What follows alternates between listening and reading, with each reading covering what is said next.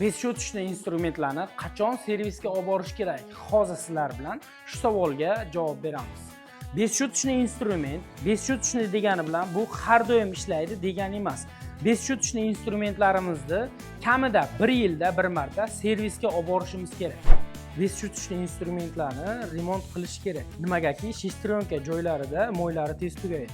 Mo'ylari tugab, qurib, sababi yo'lida atversiyalari bo'ladi. Ishlaganda bular chiqadi. Va undan tashqari besiz o'tishli instrumentlarni motorida magniti bo'ladi. Magniti ozgina mayda struchka yoki kir changlarni baribir o'ziga tortib oladi. Shuning uchun besiz o'tishli instrumentlarni 1 yilda bir marta profilaktika uchun servisga olib borib turish kerak. Servisga olib borgandan keyin bu mahsulotingizni umri uzayadi. Ya'ni sizga ko'p xizmat qiladi. Bunaqangi ma'lumotlarimiz sizga qiziq bo'lgan bo'lsa, Usta aka profiliga obuna bo'lib qo'ying. Bundan qiziqlari hali ham oldinda.